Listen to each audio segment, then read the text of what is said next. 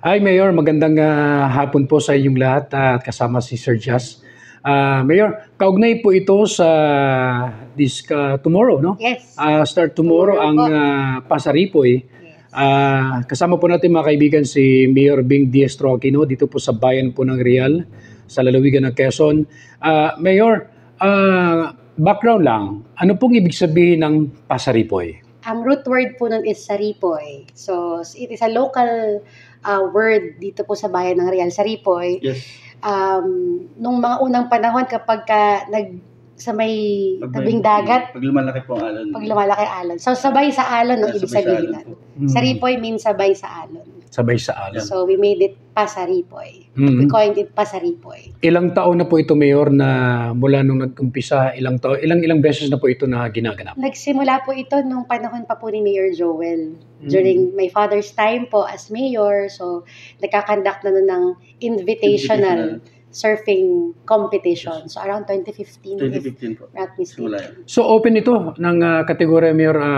Yes, professionals po. Actually, ngayon, nandito na po sa atin yung Team Siargao. Wow. Baler. Dumatay rin Team Baler, Team La Union. Dait. So this is an event authorized also by the Department of Tourism, also by the United United Philippine Surfing Association, UPSA. So meron pong samahan yan na talagang sila yung official na pagdating po sa mga competition na ganito. Ibig sabihin po, lihitimo ang atin pong Recognize po. Recognize. Yes. So isa ang bayan po ng Real na kilala Yes po. sa mga surfing area. Kasama na po tayo ayon sa Department of Tourism, kasama na po tayo sa top 10. Top 10. Yes, parang top 7 na yata ang Real sa surfing destination. And also, this is also supported by the provincial government of Quezon, headed by Governor Dr. Helen Tan, and our provincial tourism headed by Sir Nesler. Pag sinabi mo kasi, Mayor, na surfing, kilala ang Siargao at sa ibang mga lugar. Ngayon, lingid sa kaalaman ng lahat ng ating pong mga kababayan ay ngayon ko lang po nalaman. Matagal na po. Na ang Pasaripoy pala ay ganun yung kanyang meaning, no? Yes. So, inaasahan po natin, Mayor, dahil bukas na mag-uumpisa. Yes po. So, ano pong inaasahan mula ng pag-umpisa? Siyempre, anong mga kaganapan na inaasahan ng ating mga kababayan dito? Kausap ko po yung mga organizers kahapon, sila Ma'am Beniro, sila Ma'am MJ, sila Sir Jazz. So, doon po sa may H-World yung daan natin, sa may Barracuda yung tawag na area. Barracuda spot yun. Kasi yun yung area po ng Real. We have several surfing areas in Barangay Malapad, Tignuan area, and but this is the area na pwede po mga professionals. Tumataas talaga ang alon dito. So it's a Barracuda spot in Barangay Lubayat. So doon po tayo magkita-kita. Around 6-7 a.m. Depende yun sa alon, depende sa horado, depende sa mga organizers if they will, in the morning, pwede na magkaroon ng competition yan. So, nag-start na tayo yesterday, the other day, ng registration. Dumating na po yung ilang mga professional surfers natin mula sa iba't ibang lugar. Ang gaya po ng binanggit ko kanina, may mga taga La Union, Siargao, Baler. Yes, nandiyan na sila po, Zambales, yung mga talagang surfers natin.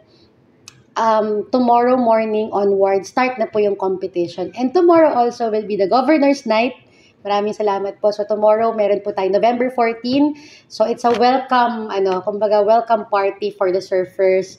And also, syempre, open yun sa lahat. No, yung mga, may mga banda, mayroong konting inuman, alam niyo na, pag taga Quezon, talagang lambanog. So kasama ito, Mayor, sa pagpapaigting o pagpapalakas ng turismo sa bayan ng Real. Yes, and we have invested malaking amount para po dito. And it is a part of our program, the Experience Real tagline natin, na talaga kinaral natin. Kasama ito sa programa natin pagdating sa water sports. Bukod po dun sa mga ini-establish natin na ibang mga tourism destination, pati hiking, may mga ginagawa na tayong programa pagdating sa yung mga mountainous areas natin. Ito naman yung pag sa water sports, pagdating sa dagat, surfing. Talagang we are investing much of our funds, resources, pagdating po sa ganitong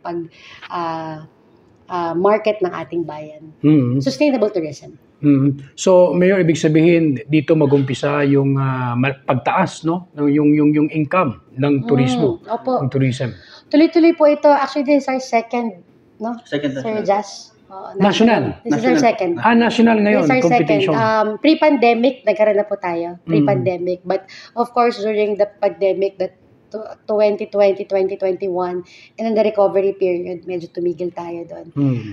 Supposed to be last year, meron na, pero na-move ngayon. Kasi ang schedule po nito ay in-authorize din ng UPSA. Okay. United Philippine Surfer Association. So, sila yung nag-set ng date. Dapat nun pang Last year pa po. last year, na-move lang. Kasi maraming lugar, maraming location na ginaganapan ng surfing competitions. Pag sinabi mong competition, Mayor, magkano ang yung champion? Meron kami dito. For example, meron kasing categories po. Merong shortboard, longboard, juniors. Okay. So, we have categories. For example, pag nag-first place ka sa shortboard, 30,000 yun. Tas hanggang 5th place, may. Tapos longboard yun. 30,000, 20,000, 10,000. And then juniors, for those 18 and below, meron tayong first place, 10,000. So, yun po. And then, nakakatuwa po yung mga sponsors po natin. Siguro, ipa-flash na lang namin. Sige, Mayor. Baka po may magkulang, may magtampo sa akin. Kasi mahaba-haba yung lista. Ipo-post na rin lang po namin yun. Of course, there's a live telecast of this, broadcast of this. Facebook, Municipality of Real, Action Diretso page, Pasaripoy page, live po ito at i-flash na lang po namin yung aming pasasalamat sa lahat ng mga So marami kayong sponsors, Mayor? Marami po ito. But the major sponsor, of course, is the local government unit of Real. Talaga nag-invest tayo and then and provincial government and Department of Tourism. So ano pong nakita niyong significance ito, Mayor? Ba't nabuhay ito?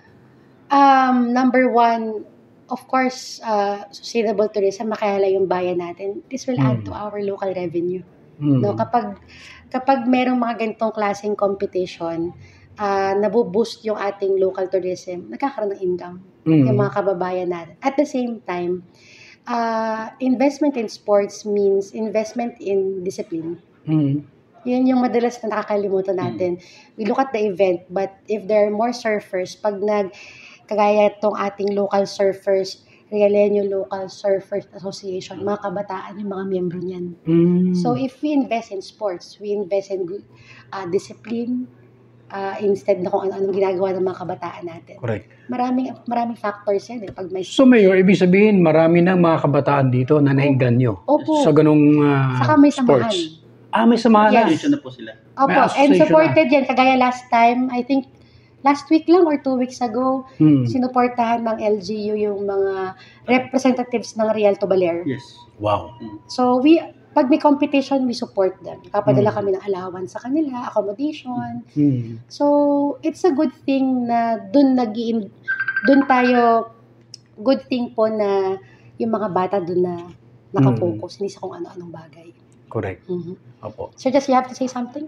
Sir Jazz, ano pong, siyempre kayo po'y kasama dito sa matagal na. At katulong ng komitiba na daddy ito, ko. sa sports na ito. Ano pong nakita niyong malaking kahalagahan dito na mula nagsimula hanggang ngayon, tuloy-tuloy ito? Yun po, sobrang saya ko po dahil na-witness ko po yung kung gaano siya lumawak at saka kung gaano po nakilala yung ating bayan pagdating po sa surfing. Una-una po, pangarap lang po yan na dati pagka masama ang panahon, amihanin, wala pong kita ang ating mga kababayan. Subalit po ngayon, kahit po may alon, masama ang panahon. Minsan gusto pa nila maalon. Gusto pa po nila, mas dumarami pa po yung ating... So napapakinabangan yung malaking alon? By the way, year-round na po ang tourism sa bayan natin. Yes, wala na pong, wala na tong... Walang tigil. Kagaya nung minsan sa resort. Kailan anong tawag doon yung season na parang walang off-peak, mga ganon. Wala nang ganon sa Real eh. Okay. Kasi may alon, gusto nila may alon. Pag wala Sa kang panahon, gusto skateboard. At the same time, maliban doon sa Pasaripoy na yon, pagka malakas yung agos ng tubig, may water rafting. May water sobrang masaya pa sila sa masamang panahon. Ang dami pong For some reason. dito. Yeah. So, lubos po nila yung talagang hinahangaan yung alon po natin compare po sa ibang surfing spot. So sila na po mismo yung nagsasabi, iba yung alon po natin.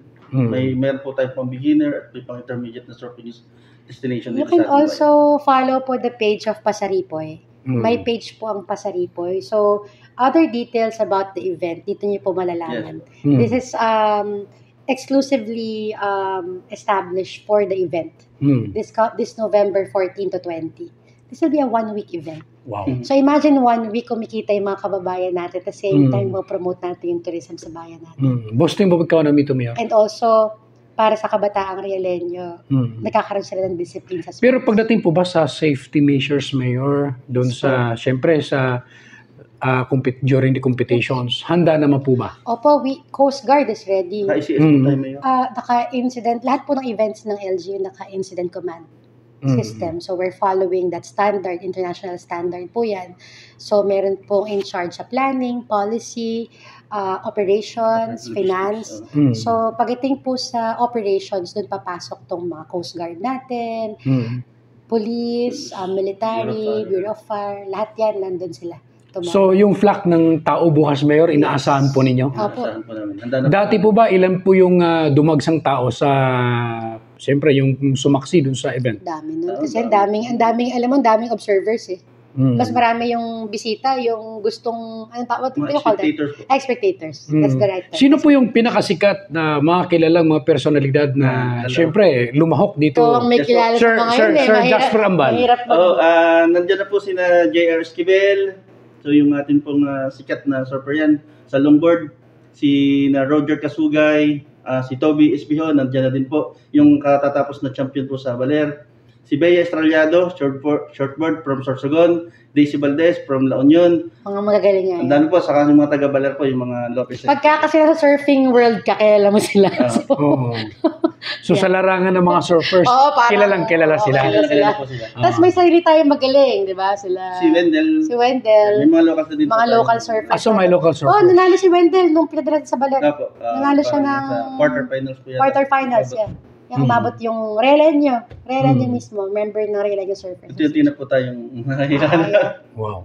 Sige, Mayor, ano pong mga panawagan natin sa ating pong mga kababayan dahil lingid po sa kalaman sa lahat, pag sinabi mong real, hindi siya totally as in kilala dun sa surfing, no? So, iba yung nakikilala sa real, yung mga beaches dito, na maraming resort, pero meron palang ganon na talagang nag-uumpisa na. Saka nag-i-effort po ang LGU talaga na makilala. So, mga kababayan and to everyone who's watching po na kapwa natin Pilipino, mga turista po natin, bisitahin niyo po ang Real. 1 week, we're here. Kompleto po kami ng mga pasilidad. Ang amin pong mga resorts ay bukas. Sana po makapag-book kayo at personal na kayo maging spectator. Pumunta po kayo sa amin. Manood po kayo ng Pasaripoy 2024. Di po kayo magsisisi. Napakaganda po ng bayan ng Real. At saka sa bayan ng Real, Mayor, no? Pag sinabi mong Real noon, kumpara ngayon, mas dumami ang hotels dito. Ang dami na po. Iba-iba na pati. Meron pag maganda-ganda ang budget mo. May pang ganito. Pag medyo low cost, meron din kami. May pang medya-medya. Kompleto. And we are also investing with the help of the Department of Tourism. Tine-train po namin yung tourism establishment staff. So, yung tamang pag-accommodate, yung tamang pag-handle ng guest, talaga pong natitrain na po lahat yung mga nag-i-invest po kami. And we also award tourism establishments na talagang sumusunod sa standards. Siyempre, Mayor, yung mga bisita na pupunta sa sasaksi bukas, no? Sa event. Siyempre, mag-uwi yung mga yan, magsiuwian. Ano bang mga pagkain na supposedly yung mga maiuwi ng ating mga turista? Grabe, seafood. We are facing Real Quezon po to all those na hindi pa nakakarating. We're facing the Pacific Ocean. And you could just imagine the bountiful, the blessings of, the seafood here in our town, no? And marami kaming local delicacies, no? And you have to visit our restaurants. You can visit Tignoan area. And 100%, doon pa lang sa Lubayat, marami magtatayo ng mga kainan.